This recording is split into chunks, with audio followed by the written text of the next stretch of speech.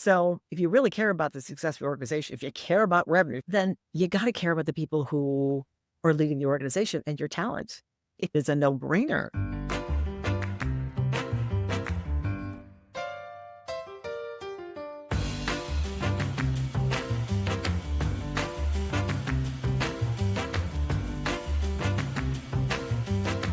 Welcome to Your Work Friends. I'm Francesca. And I'm Mel. And we're breaking down work so you get ahead. For those of you that don't know, every year, Mel and I sit down and think about what are the topics that we want to talk about. And then we think about the guests we want. And we're always looking for people that are actively in it. They're either a really deep subject matter expert, they're on the line, in the seat, doing the role, and they're really able to think about how you get some of this stuff done so we can always make work better.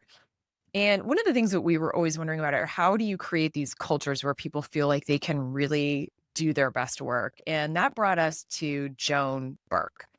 Joan, if you don't know her, is just a real deal CHRO. She is now a board member. She's an advisor.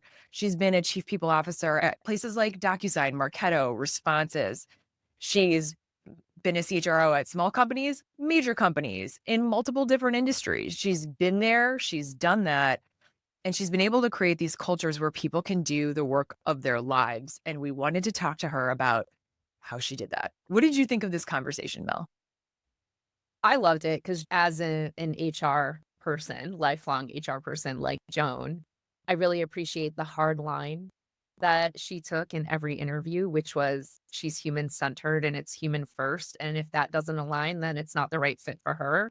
And because of that alignment, she's been able to go in and build these beautiful workplaces. I'm just really inspired by the legacy she leaves behind and the message it leaves for others. It takes a whole village to create a culture where people feel like they can do the work of their lives. Joan gives you the playbook for how she did this, what needed to be in play at DocuSign, at Responsys. She's also gave us some tips. If you're not in these types of companies, what you can do yourselves to create the work of your life. And if you're interviewing, what you can look for and some questions you can ask to see if a company is going to enable you to do the work of your life.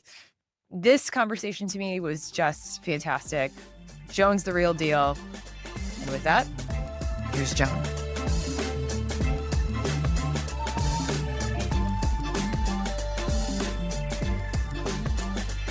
At DocuSign, you really created something super special, right? It was a culture where that employee experience enabled a lot of folks to, as you call it, do the work of their lives. In today's environment, things are changing. How do you make the business case to do that today? So the business case is the same as the business case was when we did it in DocuSign. I joined them in 2017. Even though it's an employer's market, the best talent always has options. You should never walk away from that or feel as though I have to prioritize revenue, I have to prioritize this, and I don't have time, or this isn't important. It is as important now as it was when we were doing it. Now, when we were doing it, hyper competitive, the market was crazy, everybody's trying to get good talent. Now I would say it's important to do that because you need to keep your good talent. The pendulum will swing. It will go from being an employer's market to being an employee's market at some point in time. And the companies that invest in their people now, when that happens, they're not going to see them walking out the door. They're going to have an increase in retention. And I think it's a false narrative to say it's an either or. Either you can prioritize the business or you're going to prioritize people. So it's absolutely as important now as it was 7 years ago when the market was very different than it is today. Francesca and I often say people fuel your business. So absolutely, both are so super important, right? Well, at the end of the day, if you think about it, revenue happens because you've got great talent. These things do not happen on their own. It always is people that are responsible for that success in organizations. Always. Oh, and they're the base of the business. Yeah. So, a very good point. I think the thing that won't change is that people want to be able to do work and do the good work and to do the work of their lives. I don't think that's going to change. I really don't. That intrinsic need, want, desire. At DocuSign, that was what you were really striving for people to have, is to be able to do the work of your life. I am curious about what did that look like? Well, step back a little bit and I can tell you about how it came to be. Please. DocuSign high growth technology company. We were competing with all the other technology companies for talent. And fortunately for me, I had some great partnerships in the leadership team there. Certainly Dan Springer, the CEO, Scott Ulrich, who was initially the CMO, became the COO. And these are people who totally got it.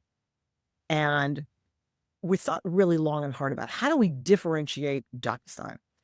If a candidate is going to be looking at a number of different companies, what is going to make them want to come to DocuSign versus go to Adobe, go to Meta, go to Google?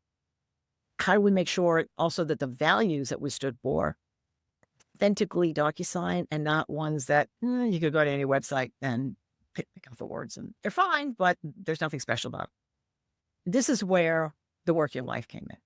This is what we said. People, as you just said, Francesca, people want to do great work. Employees do not come to work to do a crappy job. They don't. Right. They don't come to work to do a boring job. They come to work because they want to succeed, they want to contribute, and they want to do a great job. So we thought, looking back, when people view their career, what we hoped is that people would say, DocuSign, that's where I did the work of my life. This is a marketing thing, because Scott is a great marketer. We intentionally didn't say the best work of your life, because you don't need best. It's like the work of your life. Going Spain, that vacation, I had the time of my life. So we had to operationalize it. We had to bring it to life. And we talked about it as being actually really important and in many ways a personal statement.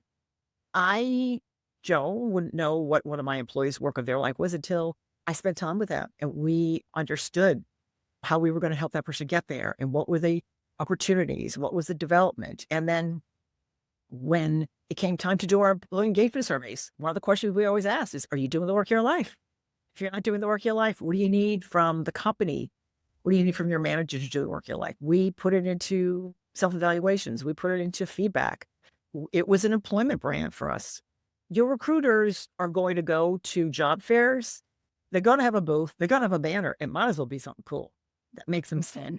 And it did. Our recruiters would say, people would go by and say, whoa, work of your life, what's that all about?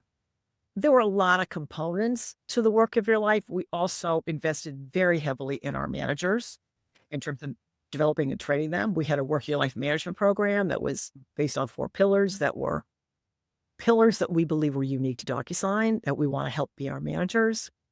So it was very real. And I'll give you an example. I was on LinkedIn the other day, and there's a woman who I hired probably about 6 months before I left DocuSign. She just left now. So we're talking 3 years ago. And she was talking about going into the organization. But when she was talking about DocuSign, she said, I did the work of my life. So I thought, wow, it's stuck. It's stuck. At least for people who were there, I think when we created that program, the work of your life stuck. That to me is a real test. It's one of the real tests of how do you have a brand that you know sticks? And one is just people using the language, which is huge. And what I love about the work you did, whenever I think about a brand and thinking about if you're going to say, we want you to be able to do the work of your life, and then you make good on that promise by operationalizing it, by putting into manager programs and your feedback, all of your systems.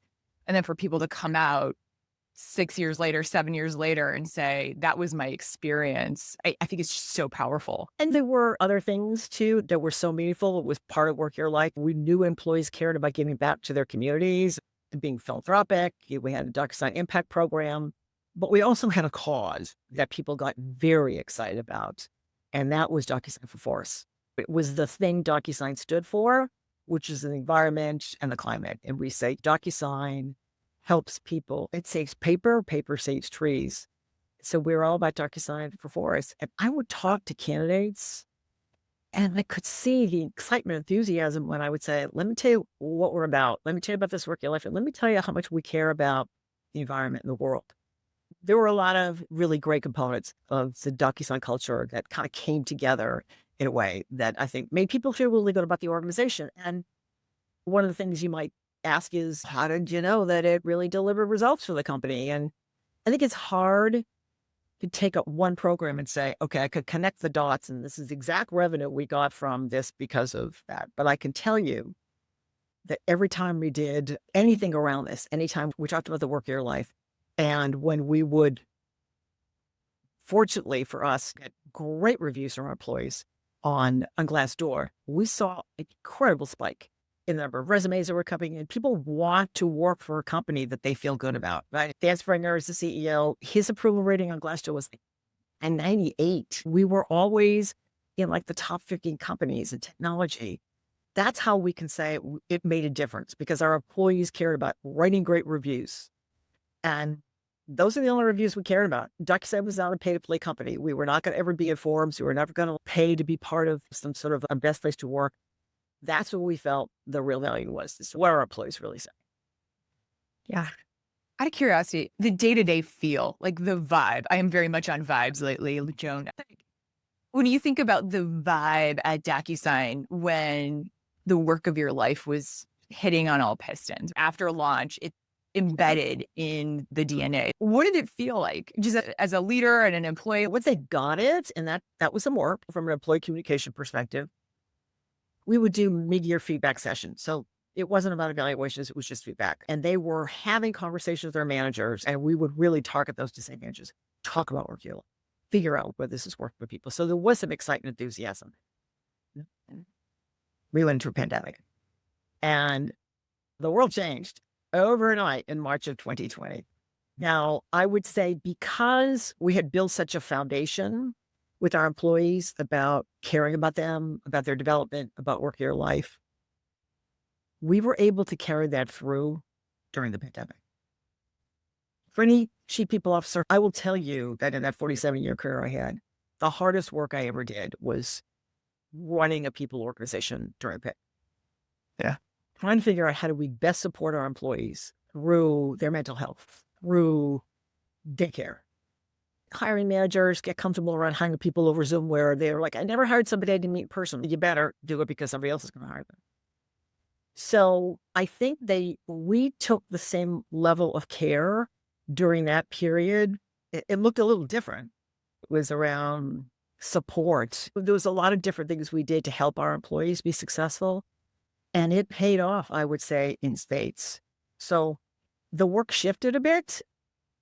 And I used to say the companies that are win when this pandemic is over are the companies where the employees feel really good and felt very taken care of during that period. And DocuSign did it. And the reason why DocuSign did it was a leadership team that actually believed that this was ultimately what's good for the employees is going to be good for the company. Yeah. It sounds like even in, I would say, a crisis situation, which COVID, especially in HR, it was, I'm just going to say bonkers, absolutely bonkers, right? But I love the fact that lens to enable people to do the work of your life, to truly care for people. It sounds like you were making decisions through that lens. It didn't change just because we were going through a very traumatic time. You feel like you turned the volume up on that care during the time? Without a doubt. Without a doubt. We absolutely, positively turned it up. And we saw the feedback that we got in our employee engagement surveys, which we did at least 2 a year or more. The last survey that we did, we got 6,000 comments in that survey, 6,000 comments. And Dan and I would read every single one of those comments. He'd read them, so I was going to read them. There was no way I was not going to be a page ahead of him reading those comments. But they actually produced so much more richness than really just the raw data. And we heard people talk about how well they felt supported by their manager, and not just from a corporate perspective, and not just the programs and the benefits that we put in place, which were all new during that period. We were able to really pressure test that the work we were doing and the decisions we were making and the investments we were making in, again, these new benefits and trying to make it easy for people to take care of their kids and work from home and have Zoom and parents who were ill. And it was, thank you, Francesca, it was a bonkers period. There's no other word for it. And then, if you think about it, we went from that to the Great Resignation, right? Which, can I say something? That lasted about 15 minutes. Like, really, that was done. And now the pendulum has swung completely the other way. So one of the things I always say is think about the time you're in and what you need to do, but know that things change and can change very quickly. You don't abandon all the things that matter to you that are important in an organization just because you can. And you can. Out of curiosity, how important is it to have your peer group, the CMO, the CTO, any of the C's, your CEO or your board, how important is it to have them on board when you're trying to make these kind of decisions? And probably more importantly, stick to the plan when shit's hitting the fan. How important is that? So, critical. If the only people who are enthused about these programs and are willing to keep them alive is the HR team, that's doomed. It's just never going to work. But having that consistency when the shit hits the fan, you're still not going to walk away from your principles and your values as an organization. You're still going to invest in employees. You're still going to care about the development. You're still going to give them feedback. You cannot do that without the leadership involved. The reason why I think we were so successful at DocuSign is because Dan was so authentic in both belief in these programs and talked about it. We did all hands meetings every quarter. And during COVID, we did a lot more of them just to make sure we stayed connected to people. He never abandoned the things that were like the pillars of who we were as an organization.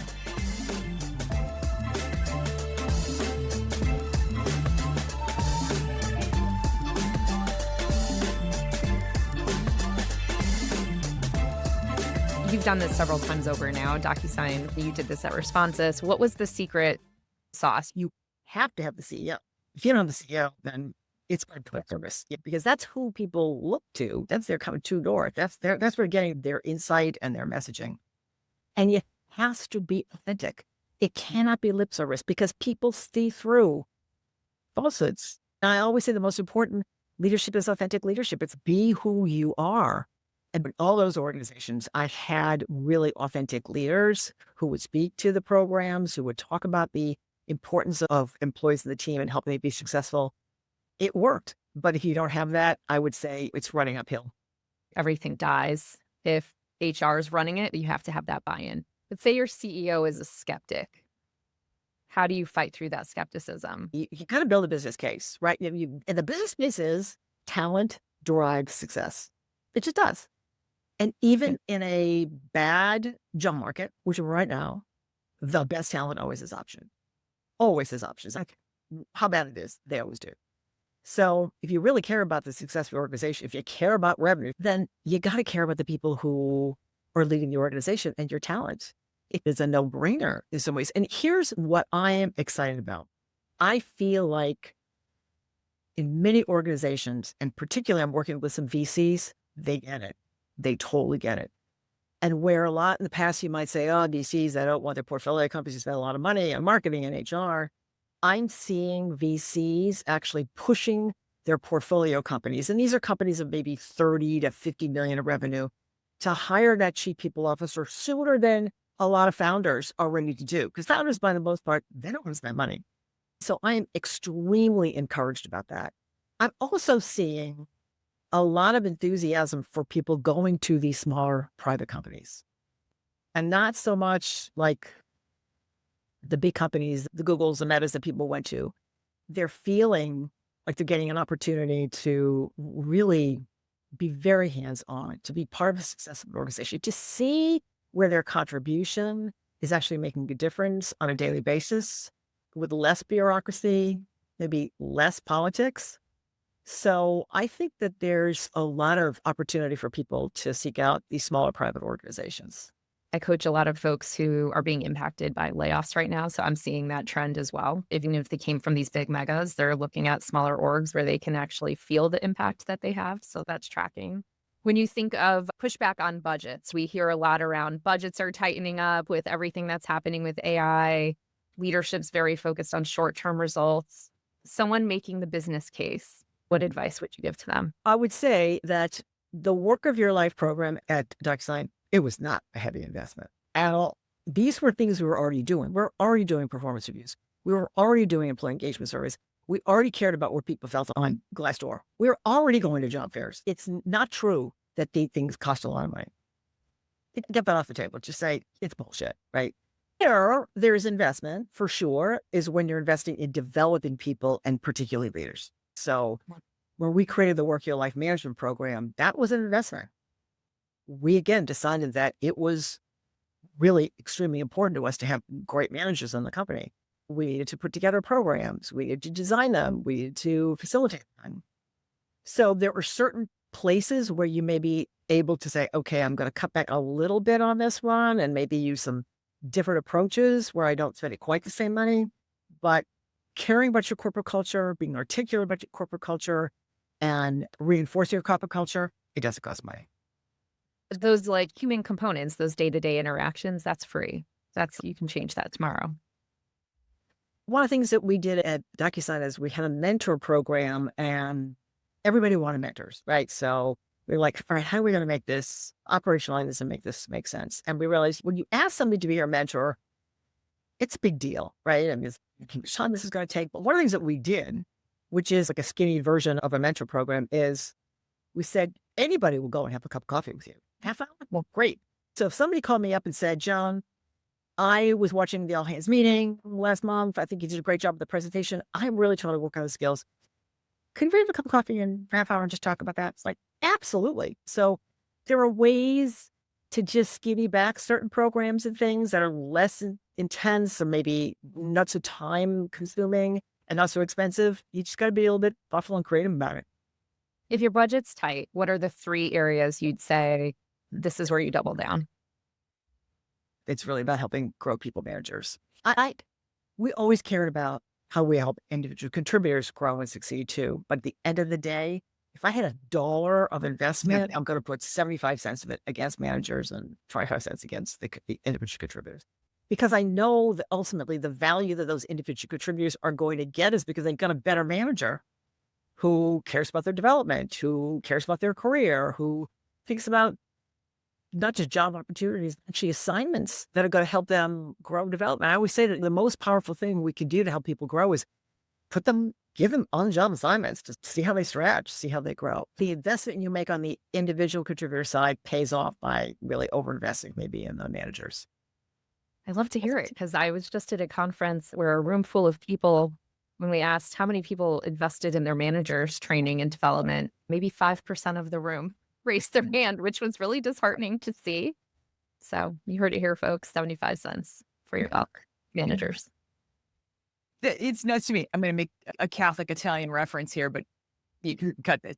So in Italian cooking, a lot of dishes start with the Trinity, which is the onion, the carrot, and the celery. It is the substance that makes everything, right? It's the base, mirepoix, if you will. And I always think the Trinity of talent development is onboarding, manager development, and coaching. If you had to pick 3, and manager development, to your very good point, Joan, 75 cents of that, right? The biggest onion, a little bit of carrot, a little bit of celery. The onion is the manager development. The data's there. The results are there. You could do absolutely no formal training whatsoever, but if you had an amazing manager, you're set. I love that. I've never heard about the Trinity of Italian cooking. I'm going to use that. Serious? No, honest to God, really. No, where I grew up Irish. My mother was Italian cook. I think that's great. There you go. There you go. We're big fans. We're big fans. Let's say you're an employee. You don't have this. What can somebody do as an individual contributor, no matter what their circumstance, create the work of their life for themselves? Oh, man, that's a tough one. Yeah, I know. They're not in a powerful position to be able to do that, which many people are not. Sometimes I say, find it elsewhere. And I'm not saying leave your job, right? For some people, it might be leave your job, but for many others, that's unrealistic. It just is not the right market for people to do that. But find your tribe, right? Find the people who are like-minded, who have the same sets of values. Find that network where through connection and through conversations and through learnings about how people are dealing with those challenges inside their organizations that you can take back for yourself to be able to say, I'm not getting it from my company, but I am getting what I need from this group of people up there. One of the things that's difficult is developing a network is hard. It takes a lot of work, but it can be so rewarding. I remember during the pandemic, I had this network of about 20 chief people officers, and we met every week for like just an hour. And it was the good, bad, and the ugly. And what I got from that group in terms of advice, in terms of the things that was working, the things that weren't working, it was so important. It was so powerful that if you don't have that, if you can find a way to create that, I have just always found that to be incredibly rewarding to just have like-minded peers. It's interesting to see what other people are doing, commiserate on the good, bad, and ugly, because that's every job. There's always things. There's something so important about being part of a community. Just like you're not alone in this, no matter what stage you are in your career, because there's a lot of human messy feelings that go along with every single stage in your career. Absolutely. I could go into depth, which I won't on this call, about those crappy jobs I had and how hard they were and the lesson I learned and how I coped during that period. And that's life experiences, right? So the other thing I would say is you could create a network of people who have similar values at you, but are at different stages of their career. So have seen the work, have experienced it, can look back and say, all right, let me tell you, when I was in my 30s, the world was different, but a lot of the experiences and the challenges that you have, there's definitely similarities. So here's how I cope. Cultivate people from all different generations, and I think you'll find it very worthwhile. Best advice. Curious about on the flip of this, where you're interviewing for a company. What are the tells? What are the tells that say this is a great culture? This is a culture that's going to support you in doing the work of your life. Are there tells people can see from the outside? There are. You want to make sure that it's not just the recruiters who are telling you that story. Their job is to certainly sell an organization. You need to drill down. So when you're talking to an organization and hopefully having a number of different interviews with people, so you get a good sense of that company, and some of them would be peers, some of them be your manager, is that you're paying very good attention to what they're saying. And you're actually teasing out from them whether or not what you're hearing from these recruiters, if in fact the real McCoy. And then you check out Glassdoor, you check out Blind, you look at what people are saying inside the organization to know whether it's for real or whether it is just give talk. So you got to do your own homework.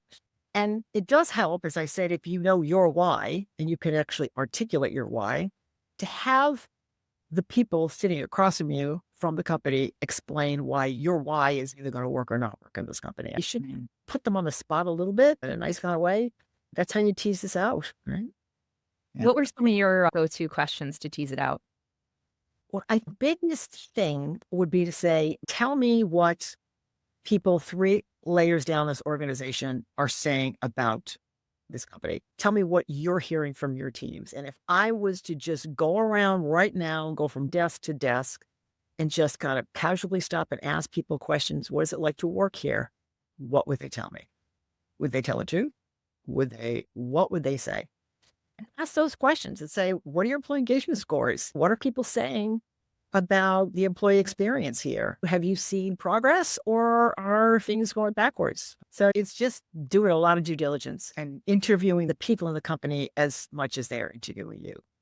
There's what you ask in the interview, but then there's what really happened when you get there on day one. Your first 90 days in a company, how do you further tease this out? Like, how do you figure out who are the secret decision makers? What are the things that are going to make it a better experience? What are your questions in those first 90 to help you? Who are the savvy insiders? Yeah. That you got to figure them out. And some of that is asking, again, it's asking a lot of people a lot of questions and owning your own onboarding. Right. So it isn't just, I'm the manager, here's the playbook, you have the free people to talk to. It's like, all right, I got to drill down even more. I want to speak with these 4 people over here. I want to know more about what's going on in the IT department.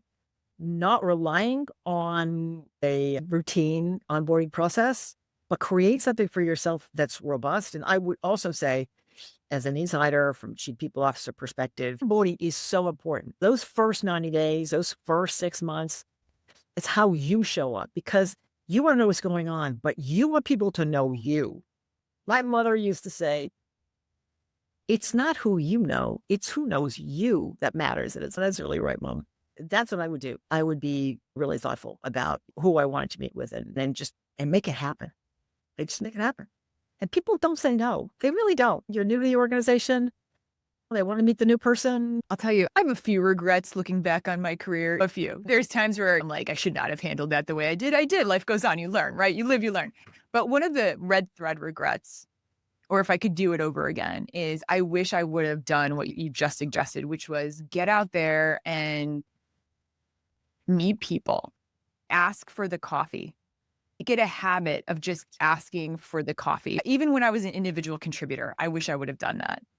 because it makes it so much more easy and enjoyable to get work done. Absolutely. Absolutely. That's part of work your life, right? Is just feeling like you're part of an organization that you're connected to. Connections are so important. At the end of the day, we look back, it's like, did I feel like I made a difference here? And who are the people that I can look and say, oh my God, look at the tribe I was able to be part of. Not built up part of something. Completely agree with you, Francesca. Very important. What you created, super valuable. And I think, unfortunately, a lot of ways unique. And I hope we get to a place where this is more the standard and not the exception. How can we get there? Back to what I was saying earlier about the pendulum swinging. People and leaders could be mindful of the fact that things are going to change. And the companies that are continue to be committed throughout a sluggish job market and challenging competitive environment, they stay true to who they are. They're the ones who are going to win at the end of the day. They're the ones who are not going to lose their talent. Let's think about this on the other side. All of those law firms that capitulated to the administration and actually, in many ways, destroyed their brand, hurt their culture and their values. And they've had some of their top lawyers who are walking out the door saying, I'm not going to be part of this. Yeah. Law students who get out of law school, they don't want to interview with those organizations. So there's a big price to pay for abandoning what matters to you as an organization just because you can or because the times are tough. In fact, when the times are tough is when you really need to double down and just be even more vigilant about what matters to you and how you want to run your organization.